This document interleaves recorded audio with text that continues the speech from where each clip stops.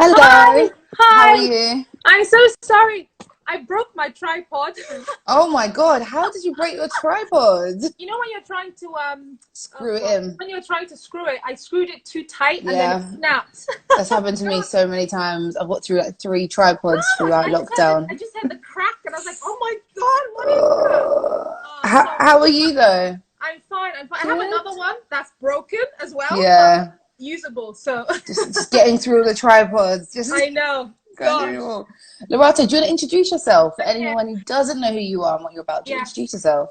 Yeah. Hello, everyone. My name's Lerato, and I'm the founder of Lerato Foods and Naturals, which is a cookery school and fine foods company. So we make gourmet brownies, the best brownies ever, They look with delicious. I was with watching them. with fair trade chocolate because that's the point of it. We're trying to celebrate and educate people on, the bad chocolate practices and trying to coax you into eating better chocolate that's fair trade made by West Africans and in the West Indies as well, but made in the proper way, with ethical sort of considerations.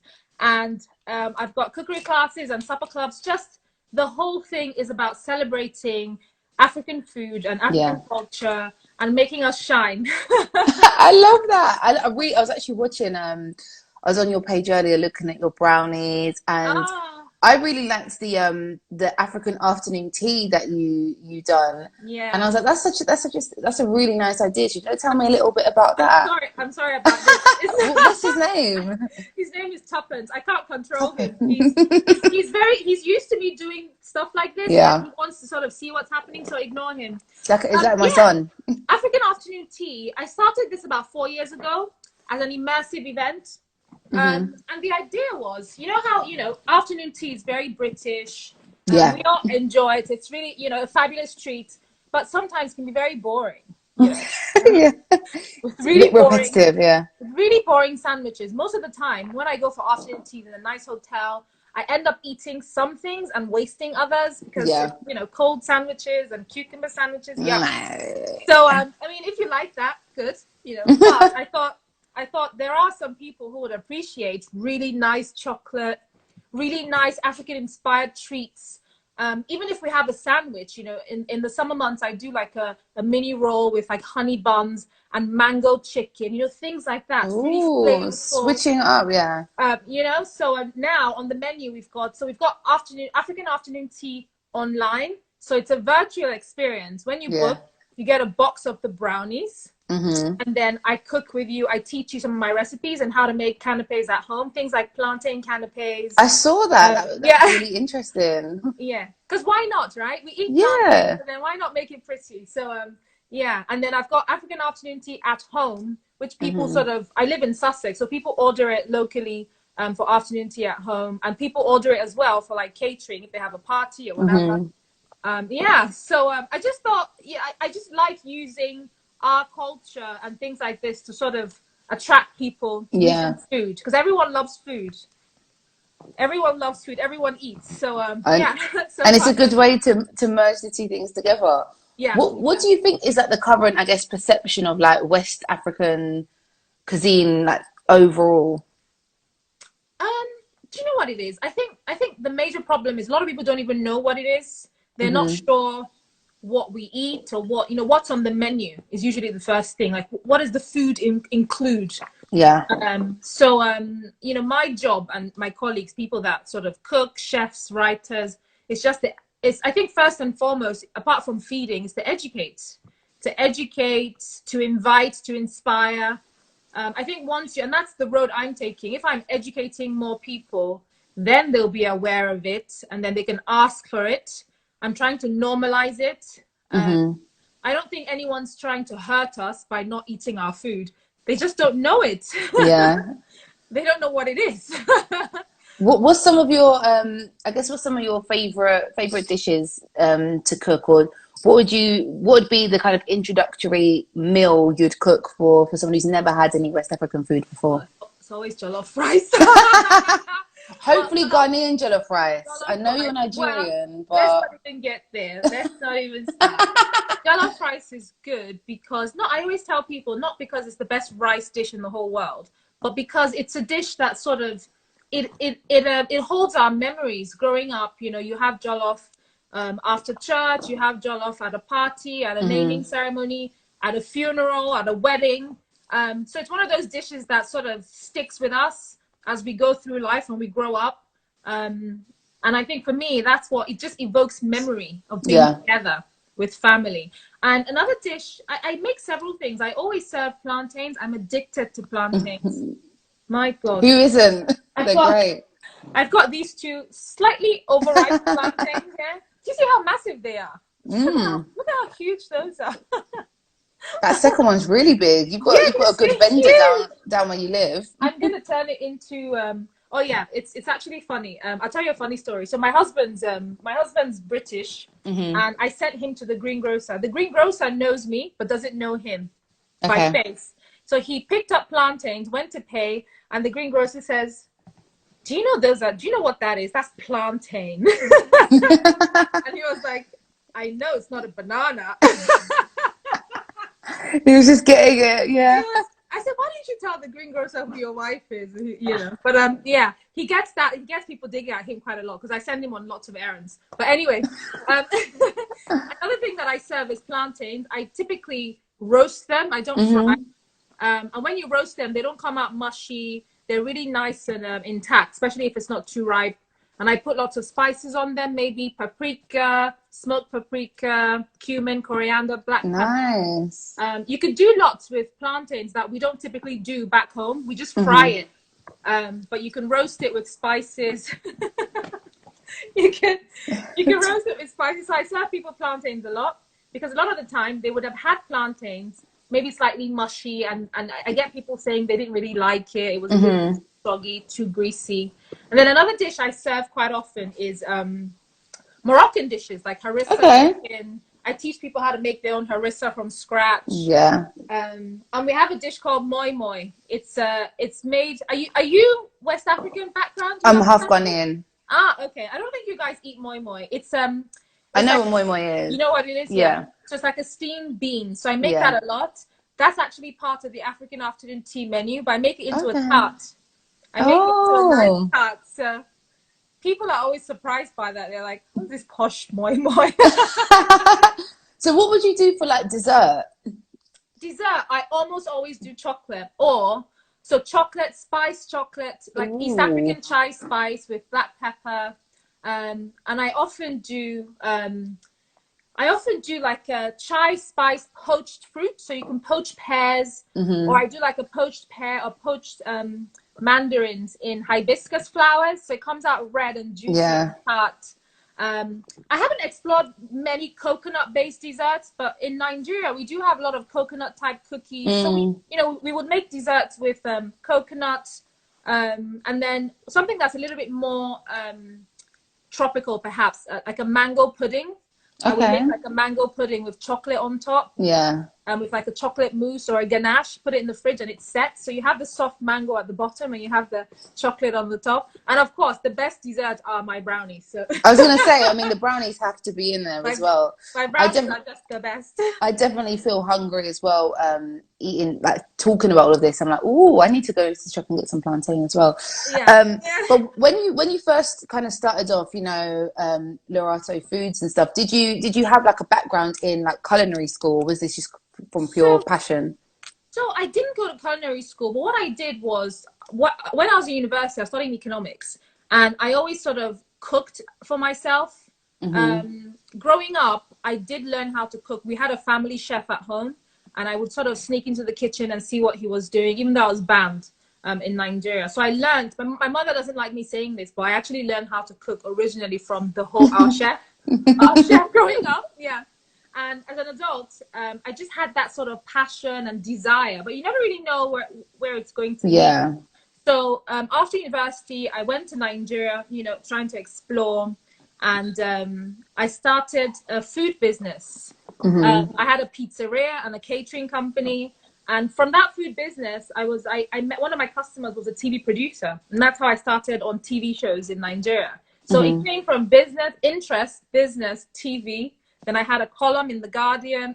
So there was never a grand plan to be a food entrepreneur. It just happened. and I just took it one step at a time, building that. But now it's almost like this is the path that I've always sort of, I didn't dream of this path, but I can't think of anything else that I'd rather do. I want to be teaching for the rest of my life. I love that. Yeah, I want to be, you know, gifting people chocolate, teaching, inspiring, you know. What's been, I guess, after you've, you know, done one of your you know, classes, or you've hosted one of your afternoon teas, I guess what's been the best piece of feedback you've had from someone who's attended? The most common thing that I hear that really warms my heart is from Africans or people of African descent saying, wow, I really like how you portray, like you make us look good. You really celebrate us in a very positive way, like in a way that I'm proud of.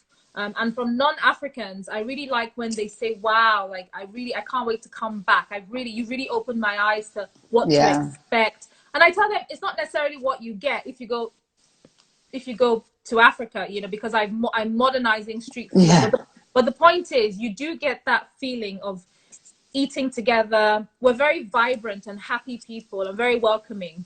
And they really appreciate that sort of, and there's a newness about it, you know. It's like, you know, opening their eyes to much more than what they see on the telly. Yeah. About Africans being poor and illiterate. Yeah, you know, you're kind of widening up things. Yes. I guess, you said that you've done like economics at uni. Has that helped with your sort of, you know, business mind and, you know, taking everything to the next level? Because you've got loads of, like, you know, you've got the afternoon tea, you've got brownies, I know you've got gourmet spices coming soon. So there's loads of different things. Yeah. So did that business background help you?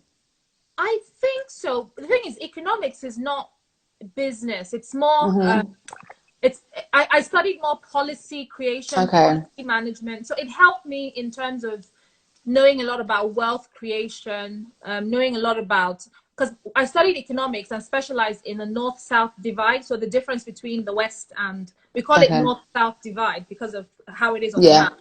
But I studied with the specialization on, you know, development economics. So I was sort of fascinated with propping up, you know, not propping up, but celebrating and increasing opportunity for Africans and Africa-related products.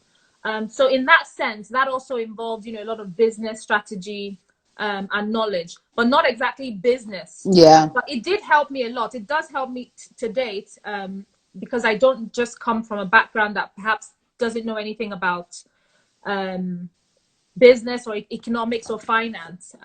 It also helps me to understand, you know, world issues from a different perspective. Understanding, you know, if we're talking about things like world trade and how different factors from travel, immigration, affect different things like prices. So for example, you know, a lot of people eat chocolate in the West, but they don't realize that the fact that the bigger companies buy so much, they really push down the price and make it really difficult for the poor farmers to compete at a wider scale. So that's why things like cooperatives are important, because the cooperative protects the people. So all those sort of things that perhaps if it wasn't really your interest or field, you wouldn't really care about. Doesn't mean you're a bad person. You just don't know. Yeah. You just don't know. Yeah. So I'm very in tune with all these practices because I studied it, but then I'm also conscious of it. I'm constantly researching. Yeah. So yeah, it did help. Yeah. But like my mom says, you know, you studied economics and now you're cooking. No, it did help. It kind of merges together. I think it does. And I think, you know, what kind of keeps you sane outside of work? Because cooking is something, obviously, you're doing, you probably cook every day, whether it's for work or for leisure. So what else do you do to kind of, you know, keep you entertained? I live on the South Coast and it's really beautiful down here. We have, you know, it's close to I'm 5 minutes away from the beach. We have the beautiful South Downs. So a lot of outdoor activities helps me. Literally, after we do this, I'm going to walk the dog on the beach. It's really relaxing. I try to do that as much as possible, but I'm one of those who, I tend to stay at home a lot. I watch a lot of TV. What are you watching at the moment? I'm watching, it's called Valeria. It's a Spanish show on Netflix. I watch a lot of foreign TV. I'm learning Spanish on TV. Everything that you probably heard of, I've seen it. So I've finished everything. I finished almost all the series. You're like, I'm watching a lot of So TV. yeah, so people say, oh, it's distracting, but I've got a TV in my bedroom. I watch TV to sleep because during the day I'm so I'm running on adrenaline all day long that TV gets me out of my head. It Yeah. actually relaxes me. It allows you to switch off. It allows me to switch off, yeah. And people may not understand that, but yeah, that's one of my therapy sessions, watching Yeah. TV. But also, like, chatting with friends. I like listening to other people's problems. You should find a way to merge food and dilemmas. I know. I like listening to my friends' problems and issues. I'm a very good listener and problem solver. So yeah. Yeah. It's been, lockdown has been one of the most challenging times for everyone. We've had to sort of come out of our shell. People that were extroverts, were forced to stay at home. Yeah. It's been quite hard, but and I've actually suffered quite a bit because I tend to stay at home for long periods of time without stepping outside, and it's not very healthy. So my husband's trying to push me more he goes out for walks with the dog every day. They go for about 2-hour walks. So he tries to drag me along maybe once a month. Oh my gosh, what you need to get a Fitbit and do your 10,000 steps a day, and I'm sure Is that what you do? 10,000 steps a day? Yeah, it's not long. Okay, maybe I could do that in the house. No, I'm Yeah. just kidding. No, go around, get outside, get some fresh air. Yeah, no, I'm enjoying the outdoors a lot more now. We even have an outdoor event that attracts people from London and abroad. It's called Seven Sisters Country Walks and Afternoon Tea. So it's the afternoon tea, but outside in the forest.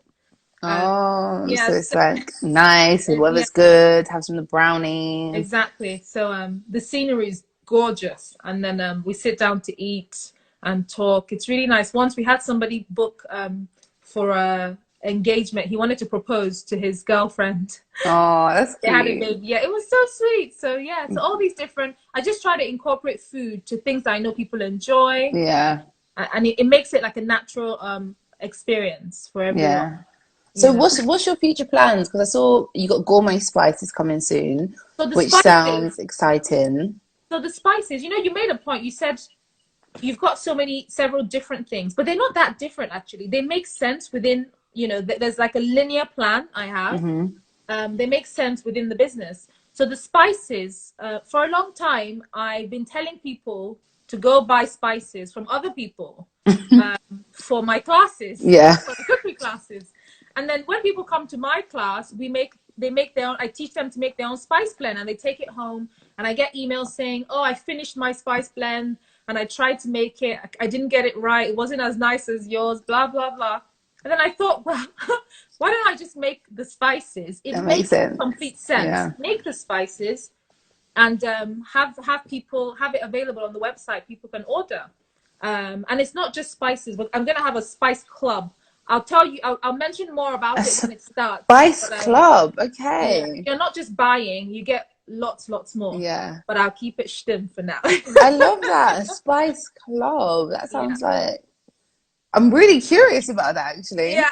I'm just curious, and I've never heard of that before. I'd love to see what that looks like. You're one of the first to receive your. Yeah. Let me know. That sounds amazing. So, and what is your like? Where do you want to see, like Lerato Foods in 10 years time?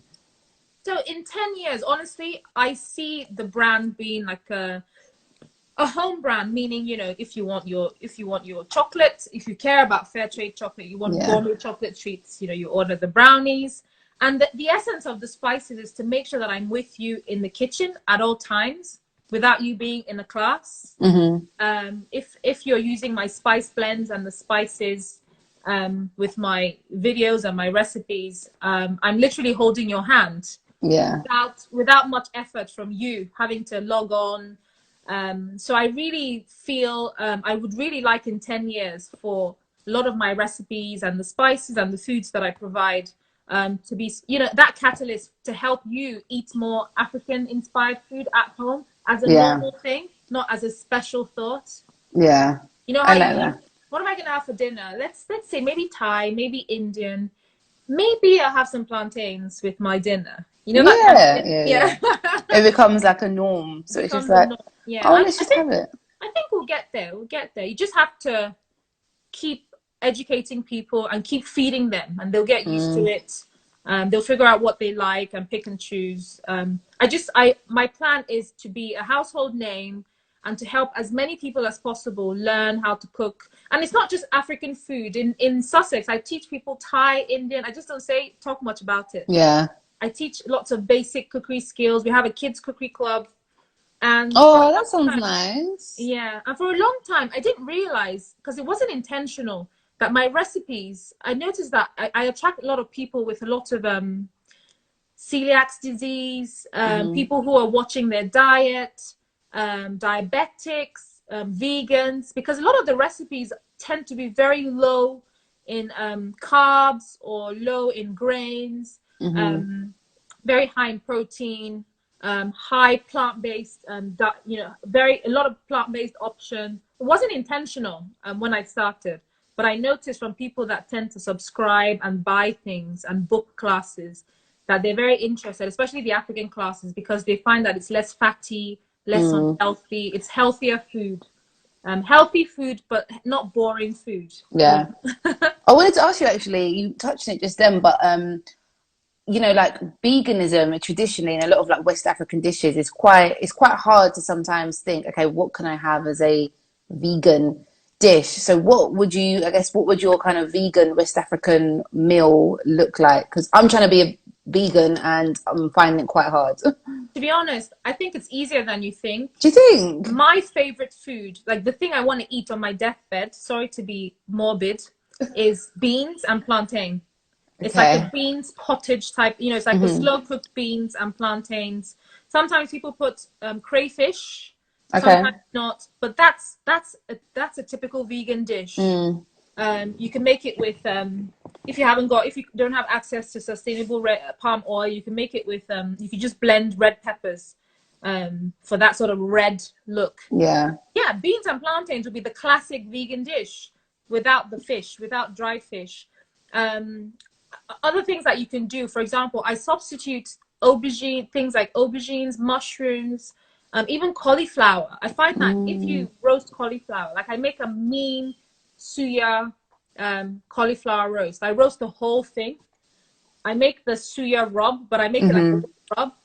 Smear the cauliflower with the suya and roast it. The texture is amazing. Inside will be nice and soft, outside crunchy. Because sometimes you just need that nice texture of, soft, crunchy, and contrast to make you feel like you've eaten well. So cauliflower, I'd say, is an amazing thing. That you can cook cauliflower with any sauce that you can think of, any of your favorite sauces, and then aubergines as well is quite popular on my recipe. One of my popular recipes is aubergine yassa. So yassa is a Senegalese dish. It's made with caramelized onions, mustard, and lots of lemon juice, and I use lemon zest as well, because I feel like if you cook with lemons, you might as well use the zest. That's where the oils are. So yassa is amazing. I've never served it to anyone that didn't like it. It's tangy, it's sweet, spicy. So you can make like a yassa dish with chicken, fish, and if you want to be vegan, you can make it with cauliflower or aubergines. Because the texture from the aubergines can be quite meaty. That's true. Actually, try that. Try it. Sometimes you just have to think outside the box and think, what can I swap? I'm definitely going to try the aubergine. I think cauliflower. I'm not sure, but the aubergine. I'm going to definitely try it. Try aubergine. Even sweet potatoes, like sweet potatoes and chickpeas. The texture is amazing. I've had too much sweet potato. Everything is sweet potato every day. I'm going to try aubergine. Try aubergines, and then you can even try it in your curry. If you have a favorite curry, groundnut stew. I've got groundnut stew recipe on my IGTV. It's a video. So those kind of dishes that are sort of sumptuous, they have several levels of texture. It makes things more interesting if perhaps you feel like you'll be missing meat. I think that's the thing. When I feel like I'm missing, I'm like, I need to make it just a little bit like something else. I'll give you a tip. When you swap with maybe 2 or 3 things. So swap with a vegetable, aubergines. You can add maybe chickpeas for another level of texture. Chickpeas are quite nice and soft when cooked well. Then finish off with maybe like nuts or a seed, maybe pumpkin seed. Toast them, chop them up, sprinkle on top. Those sort of levels of texture would make you enjoy your food a lot more. Yeah, because otherwise it's just a bit, I feel like it's a bit boring. I'm like, boring, yeah. Maybe but no, I'm peanuts, gonna try that. maybe you can just roast peanuts in a pan or in Put the them on oven top. and just, chop them up, put them on top. You can always swap these things, you know. Today you can have peanuts, tomorrow it can be cashew, the next day it could be pumpkin seeds. Yeah. And these are healthy fats as well. Exactly. So getting my health on as well. Yeah. Oh, that sounds good. I'm gonna definitely have to experiment. That's what I'm gonna have to do. With the aubergines, just be careful. Like maybe I would advise roast them separately and then add them at the end so that they don't get too soft, or add them towards the end of your sauce so they don't get too soft. Okay. So yeah, okay. So much to learn. You're hungry. Oh, I know. I'm like, oh, I'm hungry, and I'm like, oh, who's hungry? So before we wrap up, what should everyone else be kind of looking out for? Obviously, there's the African afternoon tea, the gourmet spices coming soon. But is there anything else people should be looking out for? I think those are the main things they should look out for. The spices would be really a big deal because it's something that's going to be. I'm trying to build a community and not just a product. Because that's my secret plan, to sort of get into your homes with you every day. So look out for the spices. I'm going to put up a link later on tonight for you to sign up because we're going to have our first batch. I'm actually rolling them out like a collection. So there'll be the spice shop, but there'll be monthly collections available to subscribe. I'm not going to say you're giving away too much. You're like, no, I didn't want to tell her. You're pulling me in. Yeah.